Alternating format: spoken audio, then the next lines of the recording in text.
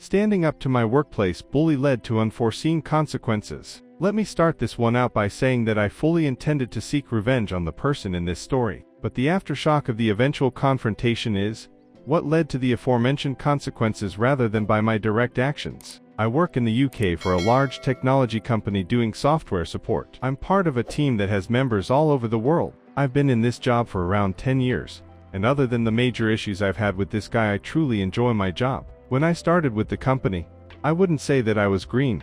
I had about 7 years industry experience under my belt. I was definitely inexperienced with the company, but the job that I had been hired to do used technologies that I was more than comfortable with. The point I'm trying to convey here is that I wasn't completely oblivious to all of the applications supported by our company. Everyone in my team, around 30 of us, was very nice and was very keen to help, except for Shane. Shane is probably what you'd term as the team guru, about 5 years from retirement, part of the office furniture.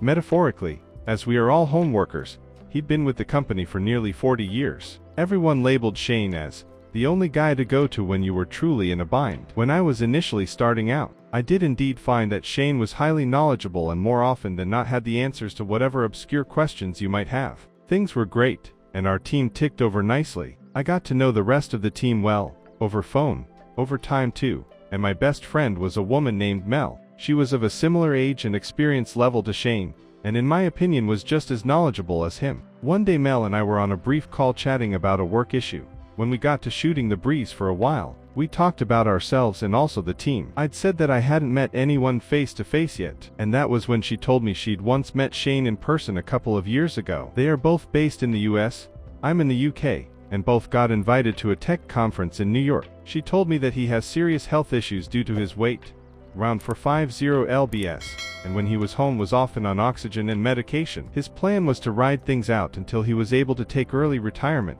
so that he didn't need to worry about paying for his medical insurance anymore. That sounded like a reasonable enough plan to me, and we were soon talking about something else. The issue started about 2 years into my tenure with the company. We started moving in a new direction, with what applications we were going to be offering to customers, and towards that end we were trained in a bunch of new stuff. I saw this as a great opportunity and equalizer.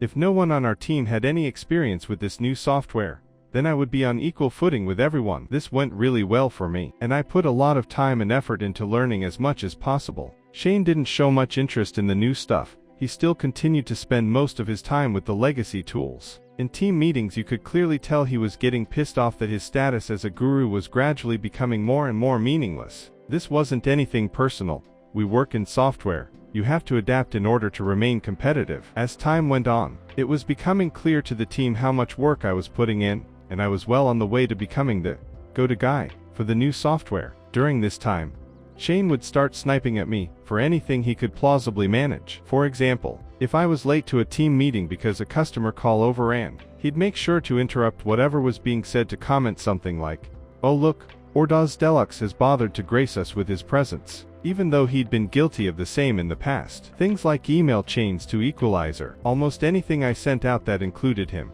and our boss on an email, he would reply with some unrelated complaint or observation, complete irrelevant to what was actually being discussed. One day Mel called me and asked me what my beef with Shane was. I, truthfully, told her that I had no beef at all with him, and he just seemed to have it in for me. She said that if she managed to find anything out she'd let me know. Things continued like this for a couple of years. I continued to be the go-to guy, and he continued to try and discredit me, and generally paint me in as bad a light as possible. One day we had a major incident, one that literally could have cost the company millions in SL fines if it was not solved quickly. Our manager split us into teams to troubleshoot specific areas, and she paired me up with Shane. I wasn't happy about it, but whatever. I was a professional. We got on a call and started working through the issue. As our call progressed, it was becoming abundantly clear why he didn't like me. He knew nothing about the new application. He hadn't done any work on it at all. Everything I asked him to check, he needed hand-holding, even for the most basic of tasks. Eventually I just shared my screen and said for him to watch me. I went into the guts of the system, through so many logs, explaining to him what I was doing the whole time, and eventually found the problem was with a recent patch we had installed. At this point he dropped from the call. I didn't think anything of this at the time. We use Skype for business, and it can be flaky. So I just continued what I was doing. Our process was not to roll back any changes until it had been approved by the senior manager. as I was the one responsible for deploying, rolling back patches, made some notes about what we needed to do, and then rejoined the main call. I wasn't worried at all, because bad patches happened every so often. They just didn't usually have this level of impact. As soon as I did, I got absolutely destroyed by the incident manager. Apparently Shane had returned to the group call and informed everyone present that the outage was caused by an error that I had made in the deployment process, and that Shane had told me what the correct fix was, and I had refused to implement it then and there. I was furious. He had accurately told them the cause of the problem because it was me who literally demonstrated to him how to find it. I had even foolishly mentioned to him what I thought would fix the problem because of how long he'd been with the company compared to me. Only our immediate team knew the truth about who was really the better skilled person in this situation. His historical reputation still carried a lot of weight with people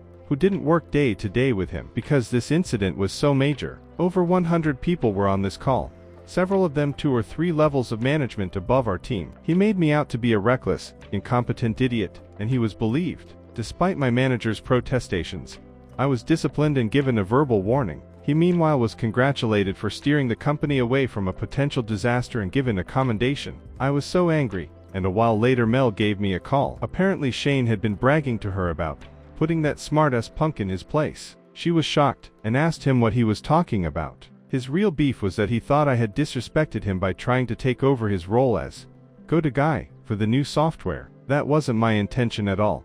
I didn't see it as my fault that he was too damn lazy to do the work again. I lamented with Mel that she should have recorded the call. She laughed and said that Skype shows when you're recording a call and he'd never have spilled his guts while being recorded. I immediately had a brainwave. I decided that I would confront Shane one-on-one. I pinged him on Skype and said that I wanted to talk. He responded with a smiley and just said, "Sure." I called him and let him know that I was recording this call, and the Skype notification popped up to let all participants know that this call was being recorded. I went right for it and accused him of lying about the major incident and said that it seemed like he had a major beef with me. As expected, he lied and said that he was sorry that I felt like I had to react this way. He said that he would need to talk to our boss about it. I said wait 1 second and turned off the Skype recorder. I then said that Skype isn't recording and that he knew exactly what he had done. His mask slipped at this point, and he said that he was perfectly in his rights to put me in my place. He said that you need to respect the longer serving people in jobs like this, and that he would do it again in a heartbeat. I didn't hold back. I called him a dinosaur who refused to move with the times and wanted to coast out his days here without doing any work. He said that he was a couple of years away from retirement, and he'd be damned if he was going to bust his ass for some shiny new software. I said to him, speaking of new software, has he heard of OBS? Of course he hadn't, and I suggested he Google it. I then hung up on him. Not long after, the messages started. He was begging me not to use the secret recording that I had taken. He said that if he gets fired he will lose his retirement package and his medical benefits. I told him to go fuck himself, and that he should have considered that before trying to get me fired. I passed all of this on to the relevant channels, before really giving it any thought. Things set in motion, and sure enough a few weeks later after a company investigation he was fired. I heard from Mel that he had asked to take early retirement so as to keep his benefits, but this was apparently rejected. It all came out later that apparently he had significant debts, and that he was counting on his retirement package to keep him financially afloat. With no job and no package, he had no money to pay for the medical treatment, which he badly needed. He was in no state to get himself a new job, and his skills had stagnated so badly that he couldn't even get a new job online. Mel told me that he died about 6 months after this whole incident due to his ongoing health issues. I felt conflicted about this for a while. Sharing that recording obviously contributed to his death, but I don't know how bad I feel about it. I am a young guy trying to build my career, and he actively tried to destroy me. I should maybe have held off when he pleaded for me not to reveal the truth, but he was old enough and wise enough to not engage in the childish games he played. If I'd known he'd be dead as a result of this, I'd maybe have done things differently. It's one that stays with me, that's for sure. I'm still at the company, and I can tell you all that I will never treat a new employee the way he treated me. So maybe the breaking of that cycle is the positive to come out of all this.